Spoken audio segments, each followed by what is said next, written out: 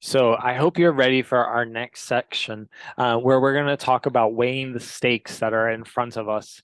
And this is a powerful section from Ray Andre's book, where she walks us through the system change that we need to have.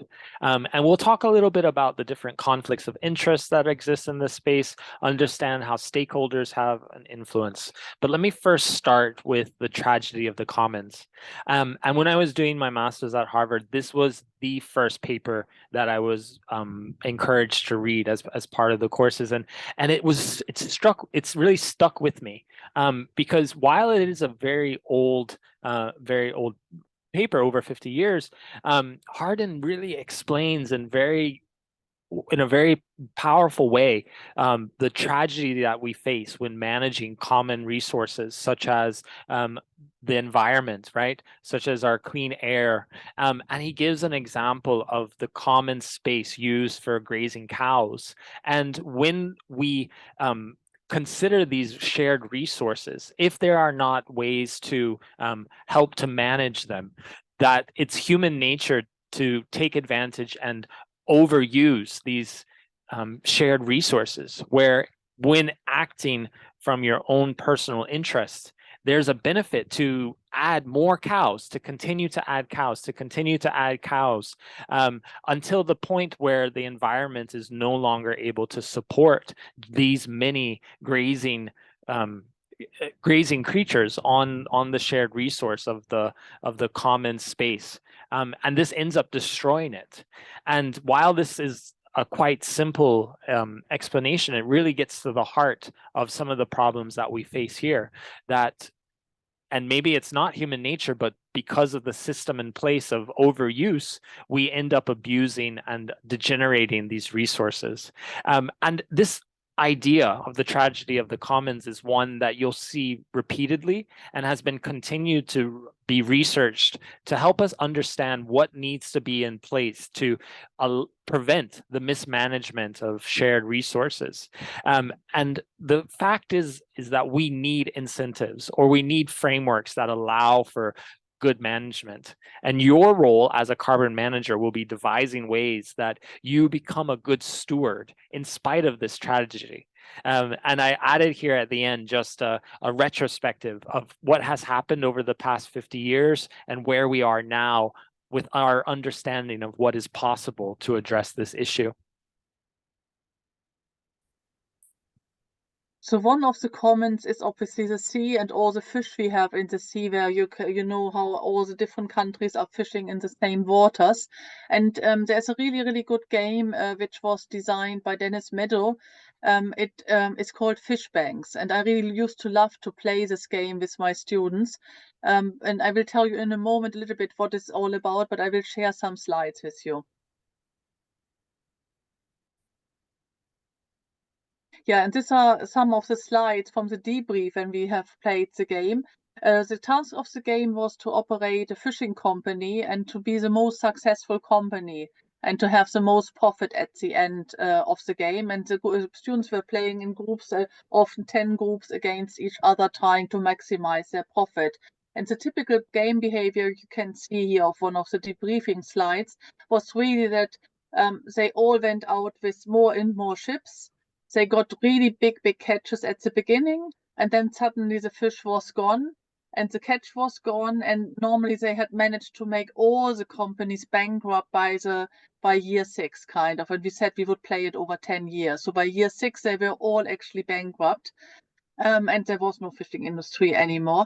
And then actually, obviously, in the debriefing, I calculated for them that if they would have done it sustainable, they would actually have been all in existence after 10 years, and they would have all made a decent profit. So would have been sustainable and would have made a decent profit. But because they went for maximizing profit, they kind of managed to destroy the whole industry. And this has been done multiple times in reality. As it's not only one thing which is a kind of a game. It has been done with herring and with all sorts of fish all over the world in, in several ways.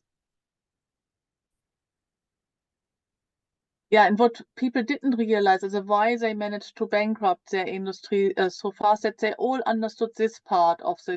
This is from now from systems thinking. It's trying to make actually a picture of what is happening and how does it work. And obviously, they all did know that if you have a higher fleet, as if you buy more ships, you can actually fish more fish, and then you make more profit, and then you can put investments in, buy more ships, and the next year you go out and you can even fish more fish, kind of. So therefore, this part they totally understood completely. What they didn't realize is some other parts of the systems diagram, and this was this part here at the bottom. And what they hadn't realized is that fish needs to replenish, because obviously it's alive, it's an animal kind of, it needs to actually have time for regeneration. So if you completely fish everything out of the sea, there's no way that they will actually have regenerate at all. So you need to actually calculate this. You need to kind of think about, okay, so how much of the fish can I take out that there's enough fish left so that they can actually regenerate for the next year. And the moment you start to calculate this part, all right, you come to the sustainable industry where I was telling you a moment ago that if you would do it right, you would only take as much fish out that enough fish is left to regenerate for the next year. You would always keep a constant amount of fish in the sea. You can still eat some of the fish, quite a lot actually, and you have a profitable business. And they all would have, also all the 10 companies or so who were playing against each other would have been able to survive this time and would have been profitable. So this is how profitability and sustainability is linked. And often only in the short term, you might make more profit. But if you want to think long term, you have to combine both, and then you can be both profitable and sustainable.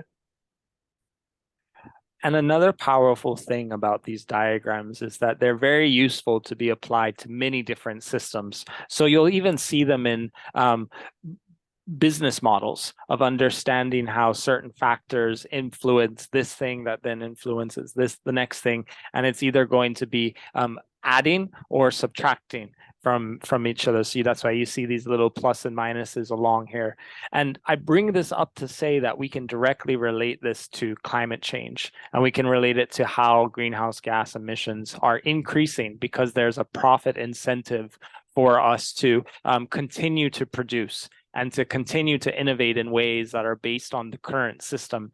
And the part that we're not considering here is how the tragedy of the commons is very present, that we are not considering the degradation that is happening to the environment. And so the natural processes are the other part that you'll need to incorporate into your decision making and have those influences be part of the business models that we're creating, such though that if there needs to be time for carbon to be absorbed, that we're decarbonizing in a way that allows for this, or if we need forests to regenerate for those natural carbon sinks, that there's a possibility for those to regenerate before we continue to produce and utilize these shared resources. And it's all about finding a balance within this, that we can operate within the bounds of our planet.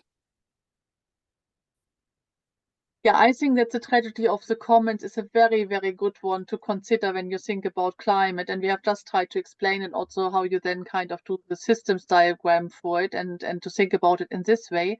But Ray actually highlights another one, which the stake hunt dilemma, which is also very, very useful to understand some other aspects. And I want to talk you shortly through it. So imagine that you would have a group of hunters, and this group of hunters, they want to actually get all together a large stack, and they want then, when they get it, they want to divide it between them, and they all have something to eat. But imagine that they are all waiting for the stack to appear, and while the stack is not coming, there is actually a hare, a rabbit coming along, and he's hopping along, and the people, as the hunters sitting next to it, are wondering, should I get this rabbit? Because from this rabbit I could actually feed my family and myself, and this stack might never appear. So if I don't take this rabbit now, I might not get anything, or someone else might actually get the rabbit, and then we won't wait for the stack anyway. So then I will be hungry, my family will be hungry. So what do you think he would do? And this is version 1, which you can see here on the screen. And then Ray has added a version 2, which I think is really interesting, because this is maybe more how we experience it today in the world, is if you imagine that it's not individual hunters who are working together to get the stack, but the hunters are actually representing different tribes. So there are different tribes trying to get the stack. And each of the hunter knows that actually when he would get the rabbit instead of the stag, and he would kind of take it back and he would give it to his tribe, his whole tribe would protect him and would be on his side, kind of. And therefore, it is not only kind of his own individual responsibility and problem, it is he is part of the tribe, and the tribe will react to what he is doing. And I think this is really interesting with the second version of it. Because this moment, when you imagine this one, the risk for the individual are changing, because he's not only considering his own needs or the need of the overall group, as of all the hunters together, the tribe becomes really, really important. And when you translate this to today's world, you could say there are different tribes. For example, there might be the fossil fuel tribe.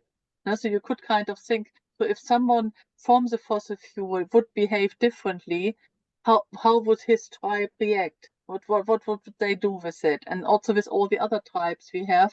And is, I think, quite an interesting thought experiment to think about. So what are the tribes we have today?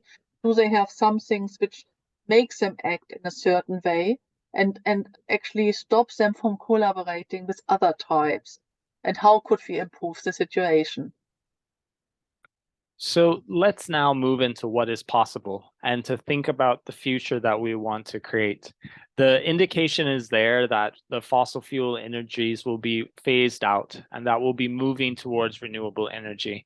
And so this is going to have implications for the way our economies work. And we're seeing this in rising fuel costs and a dwindling demand for these. There's also a change when it comes to these carbon majors having the social license to operate, all so that we're moving towards new models within this. That renewable energy is becoming and is at the edge of a mass adoption globally, where solar and wind are quickly becoming the norm because of how cheap it is to produce and to implement. And this shift in technology is allowing for communities across the globe to leapfrog the development so that rural communities in Africa or in South America or even in Asia are implementing these wind and solar projects that are allowing them to move quickly beyond using fossil fuels.